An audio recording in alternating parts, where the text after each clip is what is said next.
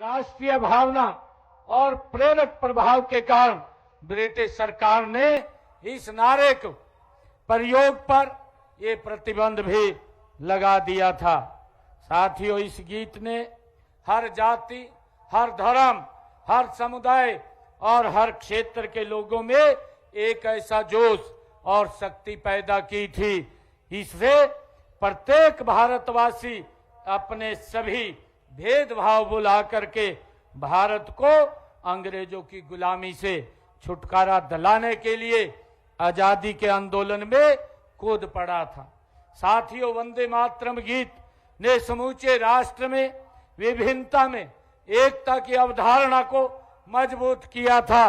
साथियों, इतिहास साक्षी है कि सोने की चिड़िया कहलाने वाला ये भारत को लूटने के इरादे से ईस्ट इंडिया कंपनी के नाम से व्यापारी बनकर अंग्रेज भारत में आए थे, लेकिन अंग्रेजों ने फूट डालो और राज करो की नीति अपनाकर धीरे धीरे भारत पर अपना शासन, अपना कब्जा वो कर लिया था। साथियों, भारत को अंग्रेजों से आजाद कराने के लिए देश में समय समय पर अनेक आंदोलन भी चलाए गए।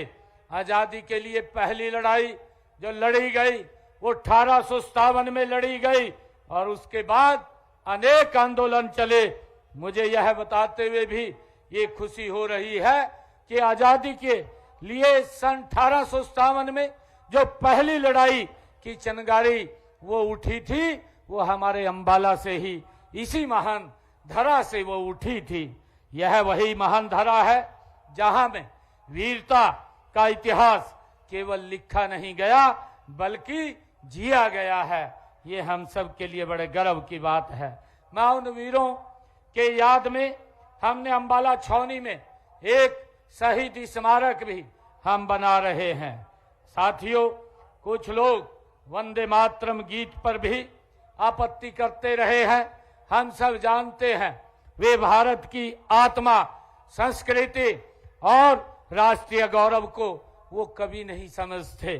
वर्ष 1923 में काकीनाडा में हुए कांग्रेस अधिवेशन में पंडित विष्णु दिगंबर पलुस्कर को वंदे मातरम गाने के लिए आमंत्रित किया गया था, लेकिन उस समय हम सब जानते हैं उस समय कांग्रेस अध्यक्ष मौलाना मोहम्मद अली ने धार्मिक आधार पर आपत्ति जताई और कहा कि इस्लाम में संगीत वर्जित नहीं है। साथियों, मुस्लिम लीग के नेताओं को खुश करने के लिए 1857 में कांग्रेस कार्य समिति ने राष्ट्रीय गीत को औपचारिक रूप में बदलने का भी वो निर्णय किया गया।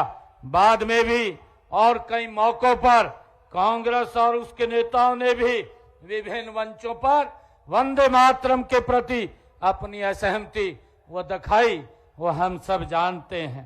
साथियों, AIMIM के नेता श्री अकबरुद्दीन ओवैसी ने वर्ष 2017 में मांग की थी कि स्कूलों के लिए वंदे मातरम गाना अनिवार्य करने वाले जो सर्कुलर को वो रद्द किया जाए। हाल ही में तेलंगाना में भी कांग्रेस सरकार ने कहा कि स्कूलों में वंदे मातरम गाना अनिवार्य नहीं किया जाएगा। साथियों, वर्ष 2019 के में हम सब जानते हैं कि मध्य प्रदेश में भी कांग्रेस की सरकार ने सचिवालय में वंदे मातरम गाने पर ये प्रतिबंध लगा दिया था, परंतु इन लोगों को समझना होगा कि वंदे मातरम कोई विवाद नहीं है।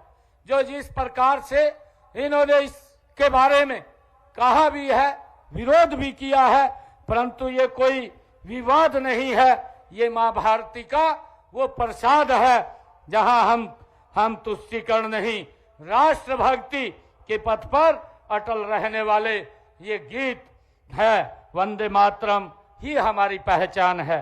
साथियों, वंदे मातरम ने जब लोगों के सोए स्वाभिमान को जगाया तो भारत की आजादी के आंदोलन एक मास मूवमेंट बन गया। किस किस के बारे में हम कहें, हम सब जानते हैं चाहे भगत सिंह हो, सुखदेव हो, राजगुरु हो, चंद्रशेखर आजाद हो, और हमारे जो लाखों हजारों हमारे शहीद इस गीत को गाते गाते वो फांसी के फंदे को चूम गए। लाखों लोग इस गीत को गाते हुए कारागार की यातनाएं सहते रहे और आजादी का कारवां ये लगातार आगे बढ़ता रहा।